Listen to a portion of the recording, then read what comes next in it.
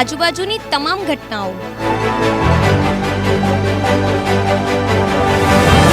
તમારા શહેરના, તમારા જિલ્લાના નવીનતમ સમાચાર માટે તો જોતા રહો અમારી સાથે દિવ્યાંગ ન્યૂઝ પર। દિવસભરની ઘટનાઓનું વિવરણ જુઓ દિવ્યાંગ ન્યૂઝના સ્પીડ ન્યૂઝમાં સાંજે 4 કલાકે અને રાત્રે 8 કલાકે।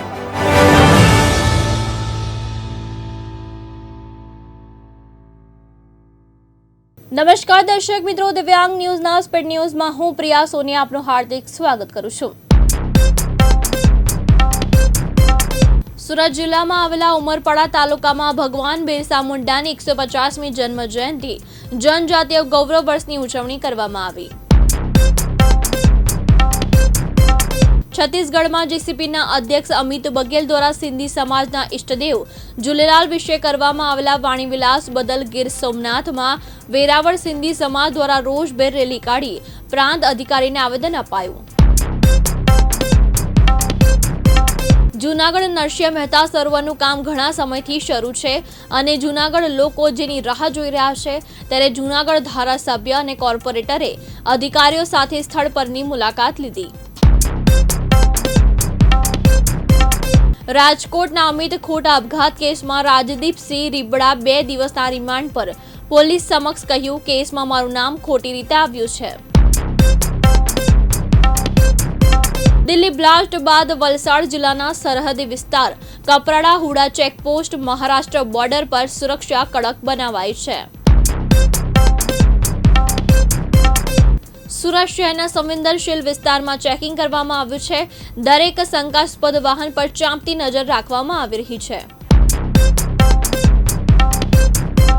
કચ્છમાં આવેલા અંજાર તાલુકાના વરસામેડી નજીક એક વાડામાંથી ₹4,46,490ના મત્તાના લોખંડના સળિયા સાથે 3 શખ્સને પોલીસે ઝડપી લીધા છે।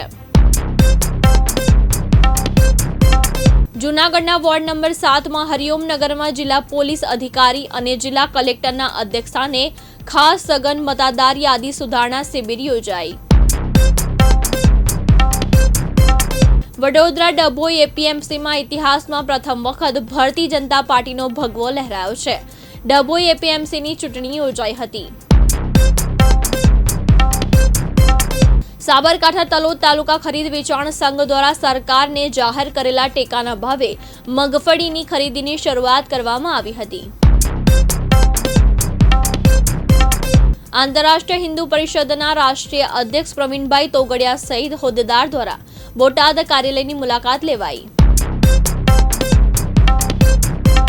ભરૂચ સાયખા જીઆઈડીસીમાં મધરાત્રે વિસ્ફોટ બાદ આગ, વિશાલ ફાર્મા કંપનીમાં એક કર્મચારીનું મોત, 24 કામદારો ઇજાગ્રસ્ત, ફાયર વિભાગે માંડ કાબુ મેળવ્યો। સાબરકાંઠા હિંમતનગરમાં લીલાછમ વૃક્ષોનું છેદન થતા ફોરેસ્ટ અધિકારીઓ ઘોર નિંદ્રામાં। સાબરકાંઠા જિલ્લા તલોદ તાલુકાના હરસોલ સબ યાર્ડ ખાતે ટેકાના ભાવે મગફળી ખરીદવાની પ્રક્રિયાનો પ્રારંભ થયો। સુરત શહેરના ઝોન 6 વિસ્તારમાં ડિંડોલી વિસ્તારમાં 4 પોલીસ સ્ટેશનના વિવિધ પ્રોહિબિશનમાં ગુનાના દારૂનો નાશ કરવામાં આવ્યો। અમદાવાદ જિલ્લામાં આવેલા બાવડા ગાંગડ ગામે તસ્કરોનો આતંક સામે આવ્યો છે। ગાંગડ ગામે દાઈમા ફળિયામાં 2 મકાનમાંથી ચોરીના બનાવ બન્યા હોવાનું નોંધાયું। દેશની રાજધાની દિલ્હીમાં થયેલા કાર બ્લાસ્ટની ગંભીર ઘટના બાદ સુરત શહેર પોલીસ સફાળી જાગી છે અને શહેરમાં કોઈ અનિચ્છનીય ઘટના ન બને તે માટે કડક પગલાં લેવામાં આવ્યા છે। દાદરા નગર હવેલી પંચાયત ચૂંટણીમાં ઐતિહાસિક જીત, લોક જનશક્તિ પાર્ટીની ઐતિહાસિક જીત। સુરત કમિશનર અનુપમસિંહ ગહેલોત દ્વારા એક હાઈ લેવલ મીટિંગનું આયોજન કરવામાં આવ્યું। અરવલ્લી જિલ્લાના મોડાસા ખાતે ટેકાના ભાવે મગફળી ખરીદીનો ચોથો દિવસ છે। સમગ્ર ગુજરાતમાં મગફળી ખરીદી શરૂ થઈ છે। અરવલ્લી જિલ્લામાં 17,000થી વધુ ખેડૂતોએ રજીસ્ટ્રેશન કરાવ્યું છે। વડોદરા જિલ્લામાં આવેલા કરજણમાં રાજકીય ગરમાવો આવ્યો છે। ભાજપના પૂર્વ શહેર ઉપપ્રમુખ આપમાં જોડાયા હતા।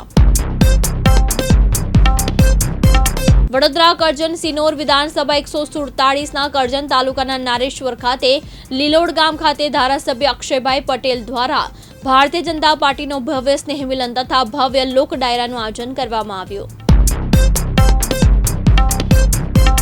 સુરતના ડિંડોલી વિસ્તારમાં આવેલા નવાગામ શિવરા નગરમાં લગ્ન પ્રસંગમાં બબાલ, અસામાજિક તત્વોએ દંપતી પર કર્યો હિંસક હુમલો. સુરત પલસાણામાં તમાકુ મુક્ત યુવા ઝુંબેશ 3.0 અંતર્ગત તપાસ, પ્રાથમિક શાળામાં જનજાગૃતિ અભિયાન અને દુકાન પર તપાસ. પાટણના સાવલીવાડા ભરવાડવાસ સહિતના વિસ્તારની સમસ્યા, દૂષિત પાણી મુદ્દે પાનપા જવાબદાર સામે સ્થાનિકોમાં આક્રોશ.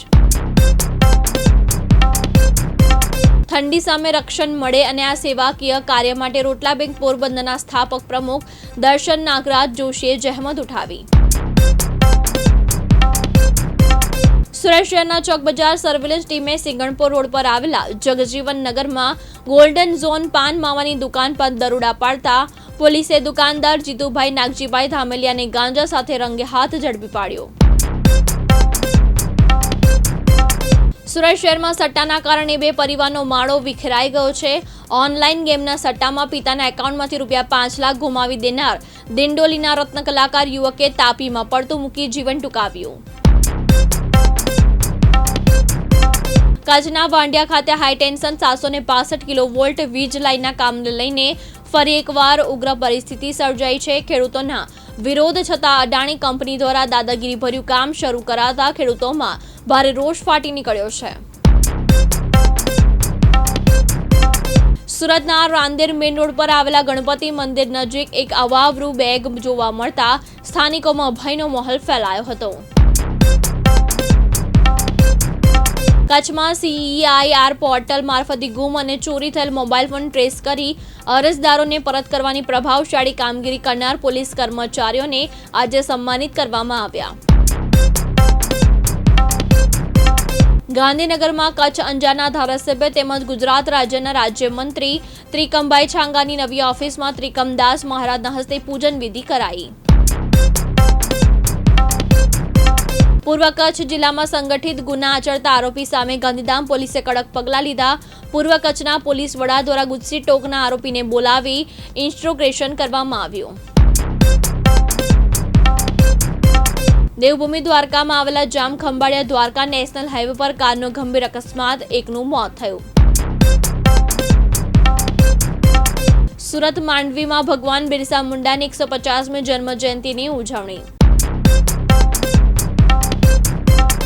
રાજ્ય સરકાર દ્વારા હાલમાં ટેકાના ભાવે મગફળીની ખરીદી શરૂ કરવામાં આવી છે, ત્યારે કચ્છમાં ખેડૂતો મોટી સંખ્યામાં મગફળી વેચવા ઉમટી રહ્યા છે.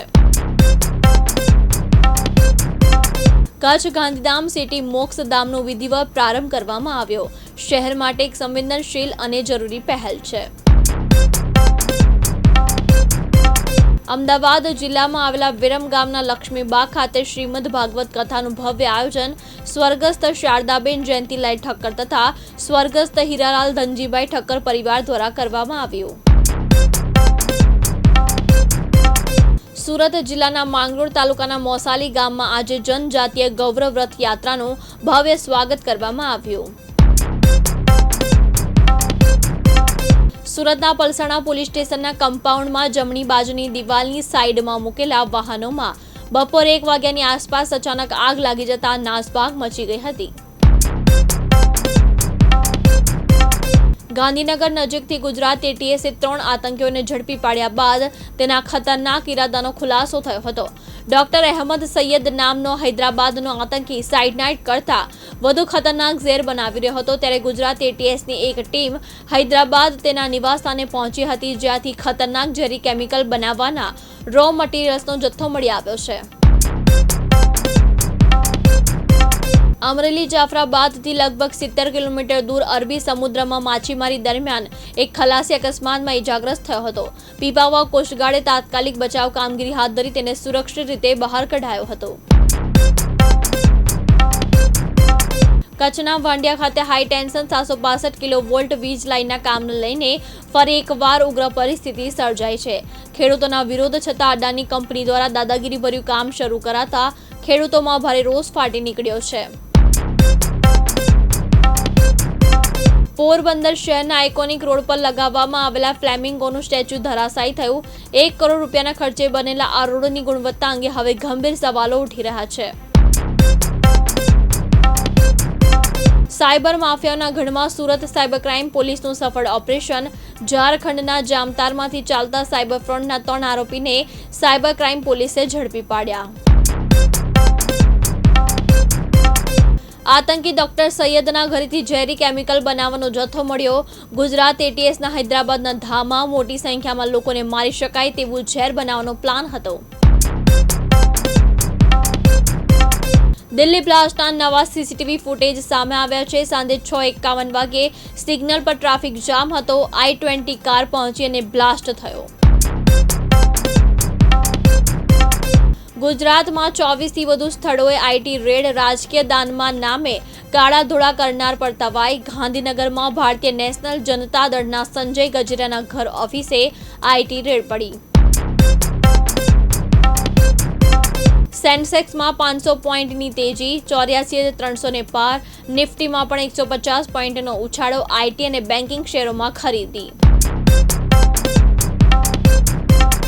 ઓક્ટોબરમાં છૂટક ફુગાવો રેકોર્ડ નીચા સ્તરે પહોંચી શકે છે. 0.50% નીચે રહેવાની ધારણા. ફુગાવાના આંકડા આજે જાહેર થશે. નોએલ ટાટાના પુત્ર નેવિલ ટાટા ટ્રસ્ટ બોર્ડમાં જોડાયા. સર દોરાબજી ટાટા ટ્રસ્ટના ટ્રસ્ટી બન્યા. ભાસ્કર ભટ્ટ પણ બોર્ડમાં જોડાયા. વેણુ શ્રીનિવાસ ફરીથી વાઇસ ચેરમેન બન્યા. ઓપન એઆઈએ દિલ્હીમાં 50 સીટર ઓફિસ ભાડે લીધી.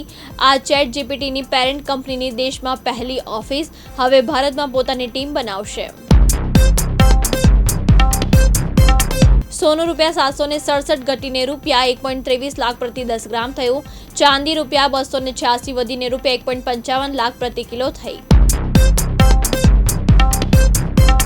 37 દિવસ પહેલા લગ્નમાં ટેરર મોડ્યુલનું પ્લાનિંગ બન્યું. પાકિસ્તાની હેન્ડલર સંપર્કમાં હતો. સુરક્ષા એજન્સીઓને કાશ્મીરમાં એક પોસ્ટર પરથી સુરાગ મળ્યો. લગ્ન બાદ છૂટાછેડાને આતંકવાદી બની ગઈ ડોક્ટર શાહીન. ભણવામાં ટોપર રહી. પ્રયાગરાજમાં MBBS અને MD કર્યું. લખનૌમાં પિતાએ કહ્યું, મારી દીકરી હંમેશા ગરીબ દર્દીઓને મદદ કરતી હતી. એમપીના 11 શહેરોમાં તાપમાન 10 ડિગ્રીથી નીચે. રાજસ્થાનમાં કોલ્ડ વેવનું એલર્ટ. દિલ્હીમાં AQI 425 પર પહોંચ્યો. બાંધકામ કાર્ય બંધ.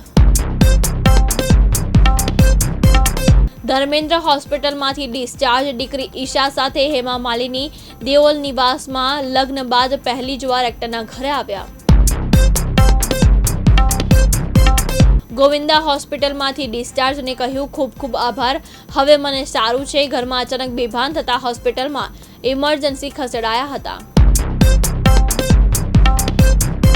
કોરગજ્જા ફિલ્મનું ગીત લોન્ચ કરાયું. કાંતારાની જેમ લોકવાયકાને શ્રદ્ધા પર આધારિત 31 ગીતો ધરાવતી ફિલ્મ 6 ભાષામાં રિલીઝ થશે.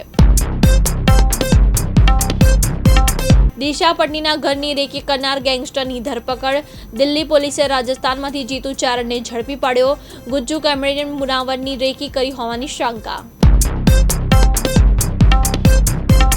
પાકિસ્તાની ક્રિકેટર નસીમ શાહના ઘરે ગોળીબાર થયો. પરિવાર માંડ બચ્યો.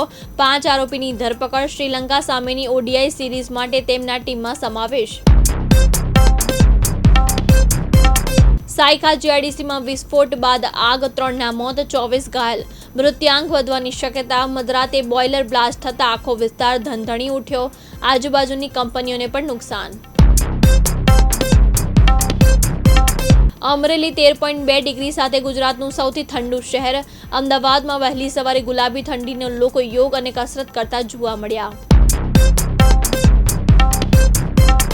સાબરમતીના કિનારે 4 દિવસ ફૂડ ફેસ્ટિવલનો 5 સ્ટાર જલસો. 1000માં હાઈટીને 2016માં જગન્નાથપુરીનો મહાપ્રસાદ. લક્ઝરી પેવેલિયનમાં 2500માં લંચ. આ હતા આજના સ્પીડ ન્યૂઝ. વધુ સમાચાર માટે જોતા રહો દિવ્યાંગ ન્યૂઝ.